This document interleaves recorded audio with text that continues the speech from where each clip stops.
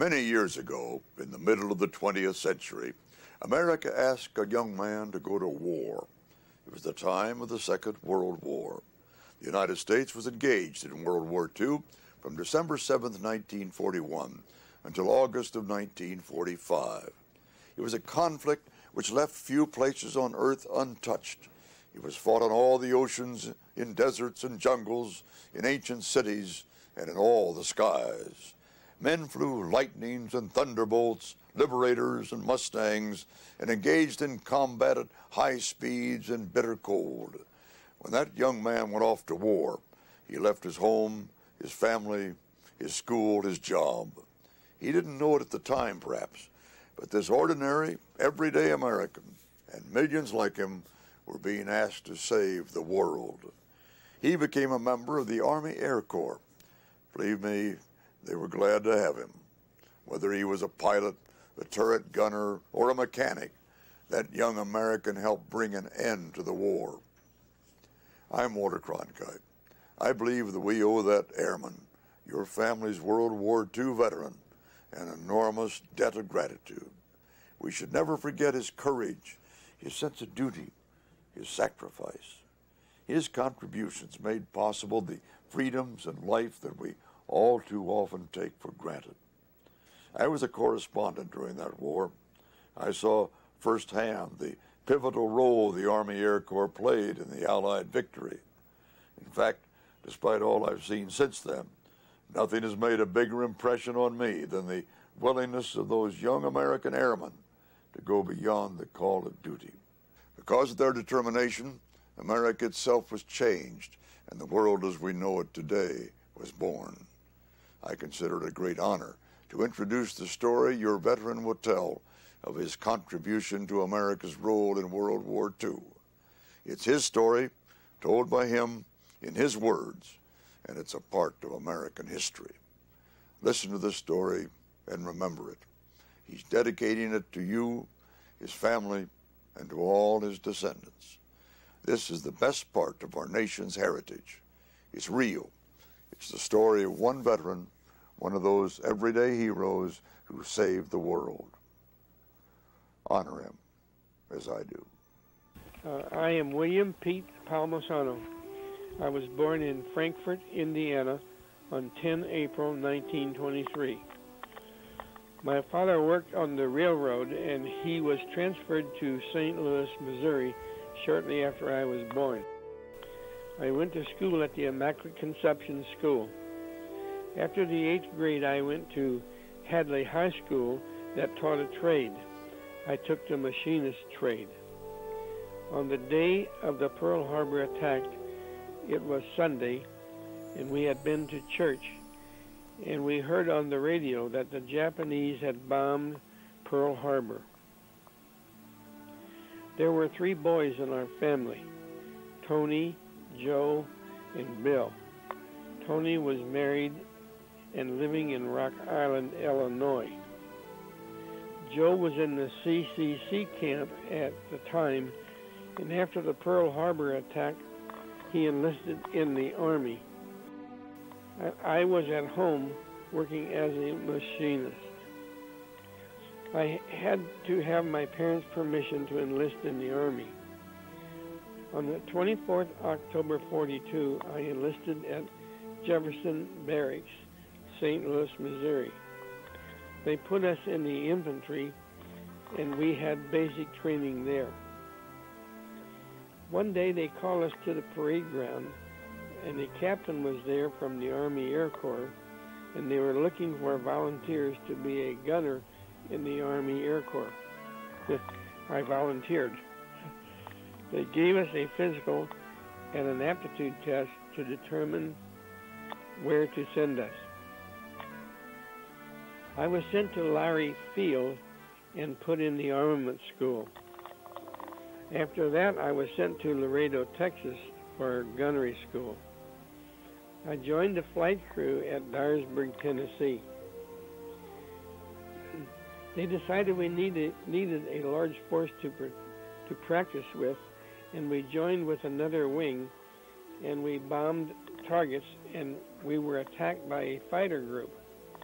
The plane on our right ran into a plane on the left of it, and both of them went down. That's the last time they tried that. They lost 5 aircraft on that practice mission. We finished our twinning there and headed overseas. On the 2 February 44, we were sent to Kearney Army Air Base, Nebraska, to pick up a new airplane, a B-17G. We flew to Presque Isle, Maine, and the snow was higher than the airplane. We had to wait a couple of days, and then we flew over the Atlantic to Nuts Corner, Ireland. All of the enlisted men were sent to the Wash, England, to practice gunnery. When we were through with that, we went to Ridgewell, England, and joined the 381st Bomb Group, and we were assigned to the 534th Bomb Squadron.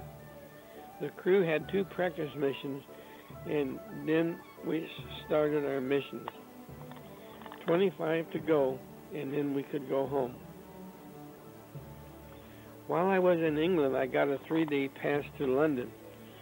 With the war going on, I couldn't see very much, but we did some sightseeing. We got to see the Tower of London, Buckingham Palace, Westminster Abbey, and St. Paul's Cathedral. The only thing I remember about England was the fish and chips were served in newspaper. They were very good. We got 2 two-day passes to Cambridge, England. Then we started our missions. On the March the 5th, 1944, we took off and formed into a group and started out. Just after we crossed the English Channel, the weather changed, so we were called back to our base. On March the 6th, 44, Berlin, Germany. The second mission was to Berlin.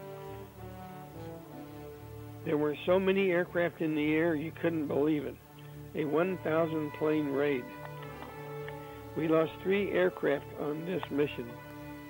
After this mission, the crew talked and decided to name our plane the Yankee Rebel. I painted this name on the plane. We flew a lot of missions. On April 14th, 1944, we flew to Eschwitz, Germany. We lost 2 aircraft on this mission. This was my 14th mission. The fighter attack was heavy. My aircraft was hit 5 times by a 20mm shell. We were given flak suit about 4 missions ago, and this was the first time I had put mine on. A 20mm shell hit me in the back and knocked me back against the tail wheel. I crawled back to my guns and fired at the remaining aircraft. I suffered shrapnel injuries to my head, back, and lung. The aircraft made it back to the base. I was taken to the hospital. And then I was transferred to another hospital in Cambridge. I don't know why I put it on that day, but the flak jacket saved my life. I still have shrapnel in my head and lungs. For this mission, I was awarded the Purple Heart and a Silver Star Medal. While I was in the 381st Bomb Group, I was in combat for 45 days. The 6th of March to 19 April, we lost 94 men and 9 aircraft. After 5 months in the hospital in England, I was sent home by boat, the Queen Mary. I arrived on the 6th of September, 1944, in New York. I was sent home for 30 days leave. The war wasn't over yet. After my recovery, I was sent to Las Vegas Army Airfield. They were training gunners there in the B-29 gunnery positions. To get familiar with the equipment, I was sent to Fort Myers Airfield, where they had B-29s. We went to a short course there, and I returned back to Las Vegas. We trained gunners there for the South Pacific. The war ended on 25 April 1945. I was sent to Jefferson Barracks on the 21st of September 1945. I was discharged on 25 September to return to civilian life. While I was out of the service and working at St. Louis City Hospital in the X-ray department, I met my future wife, who was a student nurse at St. Louis City Hospital. I was out of the service until 19 May 1947. I had been training to be an X-ray technician, and I wasn't satisfied with it, so I enlisted in the Air Force in St. Louis and was sent to Fort Riley, Kansas. From there, I was sent to Tyndall Field on 20 June 47. While I was at Tyndall Field, I applied for the Squadron Officer School. I was accepted, and I was transferred to Lackland Air Force Base in San Antonio, Texas. In June 1949, we graduated from SOS, and I was commissioned as second lieutenant. On the 26th of November 1949, we were married at Chapel 1 at Lackland Air Force Base. We have 6 children: Tony Maria, Joy Lynn, Frank William, Mary Teresa, and Susan Catherine, and Michael Frederick. During this time, the war started in Korea. I joined the 35th Fighter Bomber Wing, the 29th Fighter Squadron. They had P-51 airplanes. They were used as fighter bomber aircraft. I joined them at Seoul Air Base. Every few months we changed bases. We were pushed out of Seoul and went to Busan. They evacuated the planes to Japan, and I was given an LST full of trucks, and we were sent to Japan. After 2 weeks, we were sent back to Busan, Korea. We got as far north as the Yalu River, and we were pushed back to Seoul. During this evacuation, I took a motorcycle with me. It was a Russian BMW copy of a German motorcycle, and it had a sidecar in it. So we took the sidecar off and loaded it on the C-47. I kept the motorcycle and rode it to work every day. I spent almost 2 years there, and I was an armament officer. For the rest of my time in the Air Force, I served in the Strategic Air Command. My first assignment was MacDill Air Force Base. They had B-47s and KC-135s. We were then sent to Bunker Hill Air Force Base, Indiana, where they had B-58s and KC-707s. I was then transferred to Barksdale Air Force Base, Louisiana, in the 2nd Air Force Headquarters, and joined the B-58 team. I retired from the Air Force in June 1964. After I retired from the Air Force, I went to work at the Lockheed Aircraft Company.